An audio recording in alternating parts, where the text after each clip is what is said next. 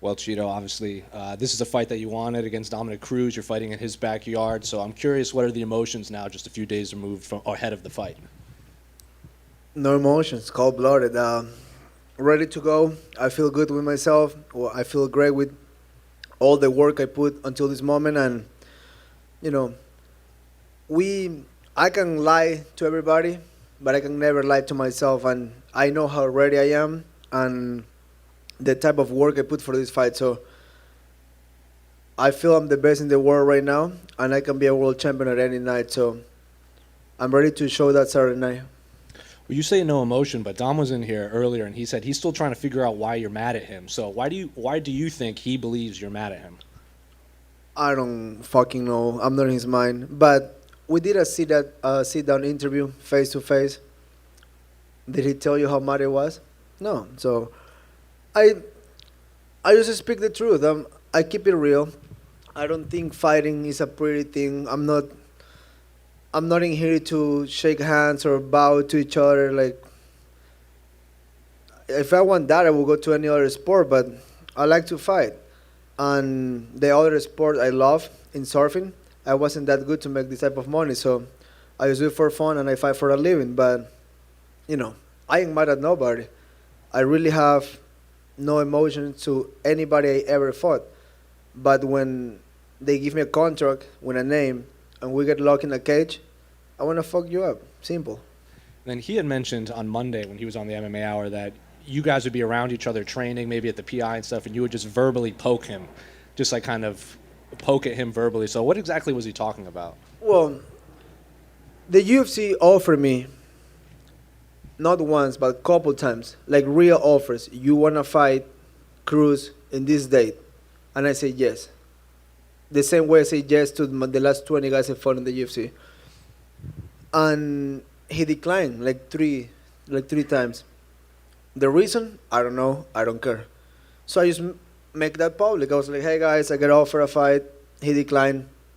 Tag him or talk shit or fuck. Who knows? I'm fun in Twitter, right? And when I see him face to face, I was like, hey, if you wanna fight, let's fight. Like, you know, I just keep it real. I'm not gonna just walk and sucker punch you. I'm not a bitch. But if you give me the wrong energy, I'm sure we're fighting.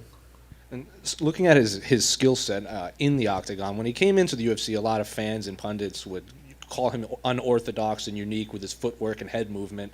Now, like almost a decade removed from that, is his fighting style still unique, or is a lot of people just caught up to him?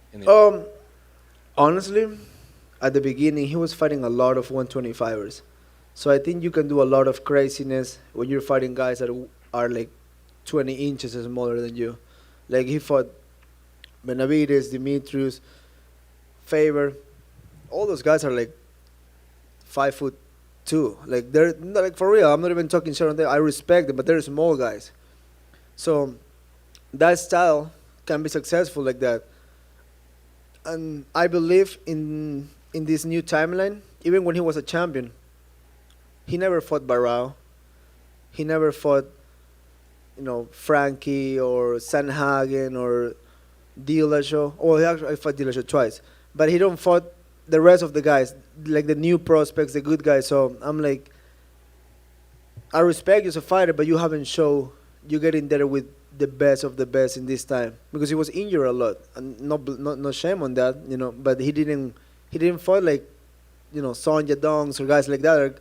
They're coming in hotter, they're winning fights. And Lupe was in here earlier, and she said that, well, she's also fighting someone that trains out of San Diego and Angela Hill, and she said given the large number of Hispanic fans here that she's expecting to be cheered, even though they're fighting in their backyard. Are you expecting to be cheered against Dominick Cruz, or are you viewing this as like enemy territory? I'm always cheer. The way I fight, people love it, and I get it. I'm in San Diego, but I'm sure there's a lot of Ecuadorians here. There's a lot of Ecuadorians in LA, but again, at the end of the day, it doesn't fucking matter. The cage is locked. It's me versus him. Boos or hurras, fuck it. It's a fight. And finally, last question for me. What does the headline say after your fight on Saturday? Epic finish. Chito, I asked Cruz this, I want to ask you. I believe this is the first time in UFC history that two commentators are actually going to fight each other. Do you feel like you'll be taking home extra bragging rights with that? Well, if I can move on and do a commentary for English, I can make a better bread. So maybe we can fight for that. And then in terms of your training, you've talked about a lot. You've been in the UFC for a while now and changing just the way you approach everything. Just for yourself, what are you most proud of in how you've grown with your skills since you've been at this level in the UFC? I do believe my first 5-10 fights in the UFC, it was a lot of work, but I never had like somebody that set me up to the next level, like guide me through that. Is being there with many fighters, and I think that's the credit I give to Jason Parillo. I think he set me up to another level, and he just put me. He just used my skill, my heart, my work ethic, and he just guided me through, and it's been working pretty well. Now, to talk about Parillo a little bit, obviously a lot of big fights coming through the gym, Mackenzie, Rockhold. Do you feel a little bit of pressure to kind of get the ball rolling for the whole team, since all of you guys kind of in like the next month or so have a fight? Not really, man, because we win as a team, but most importantly, when things don't go our way, which is the worst side of the end, I know they're going to be there for me. I know the team is going to lift me up, but at the end of the day, we're getting that catch by ourselves. I know my teammates, my coach, my family love me, but at the end of the day, each of us have our own fight. Each of us prepare hard, so it's just they're not expecting me to win till they go and try and win. And the same to me. I work my ass off every day, and I expect nothing else than a good win. Thank you. Thank you. Hola Chito, Mor Villa para el diario AS de España. Se dice que esta pelea puede ser la oportunidad para que después busques el camino hacia un cinturón. ¿La ves en ese sentido tú, que te puede dar la oportunidad este combate? Claro que sí. Yo creo que un main event a cualquiera le puede servir para llegar al título. Un main event te puede dar todas las oportunidades. Gané mi último main event, que fue mi primero, y estoy peleando otro enseguida. Significa que los main events te llevan al título. Hay muchas formas de llegar al título, pero ganando main events seguro es una de ellas. Lo dijiste ahora en inglés, te sientes confiado, ¿no? Por tu camino y por el camino de Dominick, que decías que no se había enfrentado a los mejores. ¿Cómo lo ves este combate ya, y hablar un poquito de tu rival? O sea, yo lo veo como es una pelea dura al final del día. Es un tipo que igual sale a pelear, tiene cardio, toma un buen golpe, lucha muy bien. O sea, en mi mente no va a ser nada fácil esta pelea. En mi mente no va a ser un poco más fácil que la anterior. Yo siempre que tengo una pelea, espero lo peor, para simplemente estar preparado. Si es una noche rápida, si es algo así, increíble, lo tomo. ¿Quién no lo haría, no?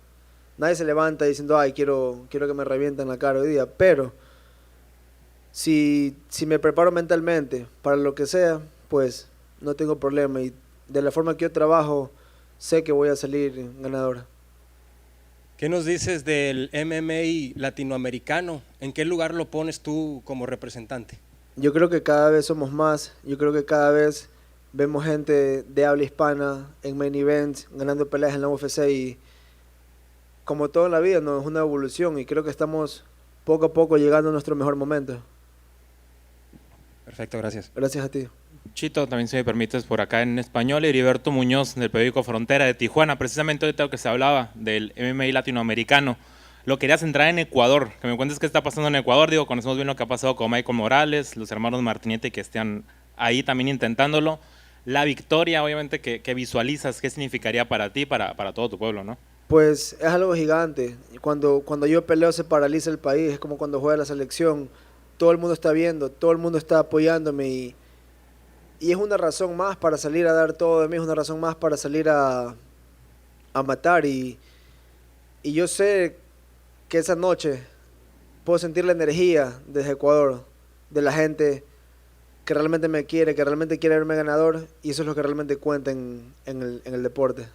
Bien. Iba también un poquito a lo que comentabas ahorita en inglés, de el sentido de venir al lugar donde entrena Dominick. ¿Cómo sé que lo ves de una forma muy particular, no? Si lo puedes decir en español, por favor.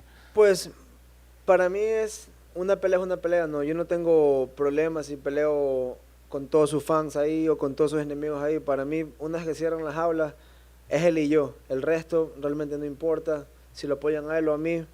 Al final del día, nadie gritando afuera va a hacer algo por ti. Así que yo estoy listo para el día sábado. Te agradezco. In his last fight, Munoz caught him really good in the first round. I believe it was a left jab and then a left hook. I thought maybe it was done, and then he was able to come back and win that fight. Does that kind of emphasize to you that if you have a chance to put him away, to go ahead and just put him away and get that thing over? The good thing about it is like I don't have any problems going 5 rounds. I don't have any problems digging deep, and I show that with fun. I heard him, and I just took my time. You know, a lot of people ask me, like, close people ask me, like, did you really didn't want to finish him? I was like, fuck off. I want to get out of there as soon as possible. Like, fighting is too dark to stay there for too long. So I just took my time. I'm just patient. I know I have a good mindset. I think I have a good skill set to find my way. I think a lot of fighters hurt the opponent and they go apeshit. And you can get tired. The guy can recover and then you're all gassed out. You know, you don't have too many of those bursts. Doesn't matter how hard you train. I run 15 miles. I was still getting tired. It doesn't really matter. There's a lot of emotions in there. So if I hurt him, I'm definitely going to try to finish him. But also, I'm going to be smart and remain focused because sometimes they don't want to go away. You know, they keep coming. They keep coming. And if that's the case, I'm going to give you a lot of damage. Just one other question. I always ask fighters this in any fight combat sport. Would you say you've learned more from your victories over the years or your defeats? I think with the victories, you learn from both. Both give you something. But when you lose, you got to really re-evaluate everything around you and see what's going on. And I'm the type of guy that even if for a matter of fact, I can blame somebody, I will never do it.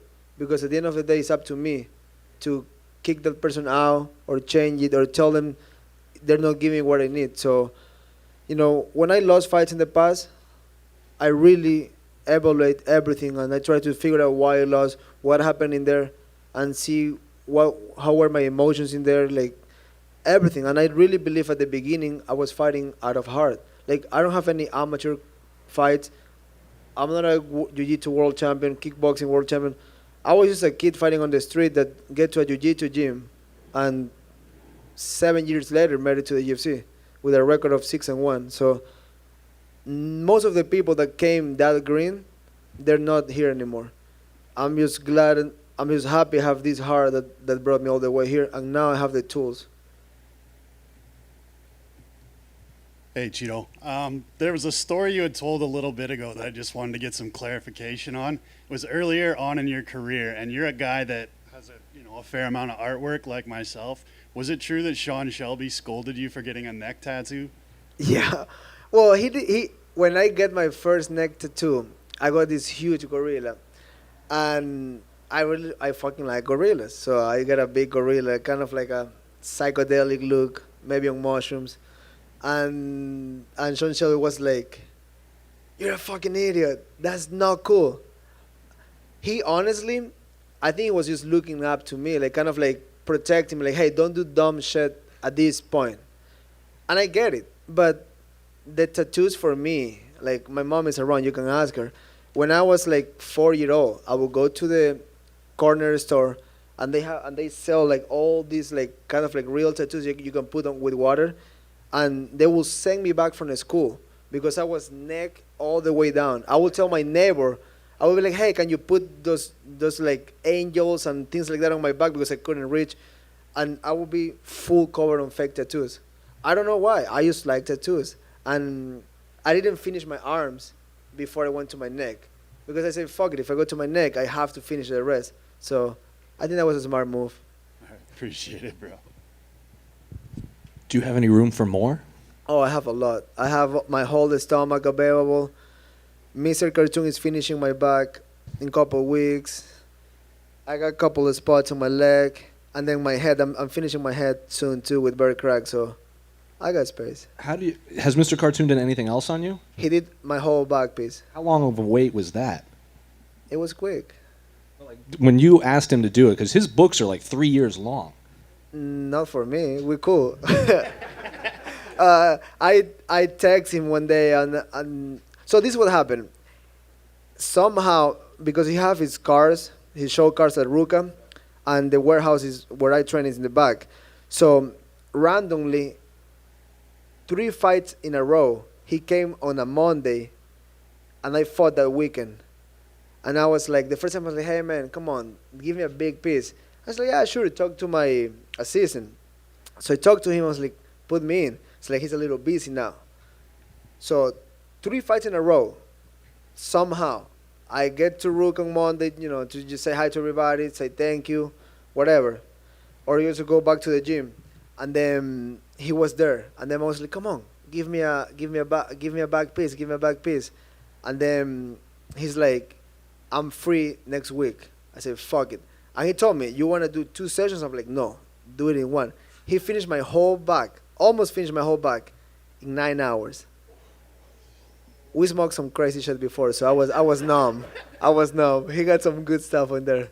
Can I ask how much that cost? Because isn't his minimum like $50,000 or something like that? Yeah, but he gave me athlete price. Is it true that he checks his customers' credit before they come in? Maybe people here don't know. I went from, he have collabs with Ruka. Actually, the shirt that I have on yesterday when I was signing, that's his line. So I think we're cool, and I'm blessed with cool people around me. That's what is crazy. Like I get to meet everybody that when I was a kid. Mr. Cartoon in tattoos. Fucking I surf with Kelly Slater. Like it's like everything I like growing up is happening with me now. That's why I'm so fucking happy. Are there any other celebs that you haven't met that you need to meet? Maybe. Let me see. Who haven't met? I think I surf or met all the surfers, world champions that I love growing up. Kelly, Rob Machado, Shane Doran. I got to meet Joe Rogan. I fucking love that guy. So I think, I don't know, dude. A lot of people chase things. Those good things just came out to me, like going to New York, getting tattooed by Bear Crack, smoking a big wood with fucking Action Bronson. Like everything cool that I like or people I admire, they just, it just mean to happen. It's just like, sometimes people chase the wrong things for no reason, and when you're not crazy chasing things, they just come to you. So, and I can just name things like that. Like I got to hang out or meet people that I look up to, and it's fucking cool. Thank you, guys.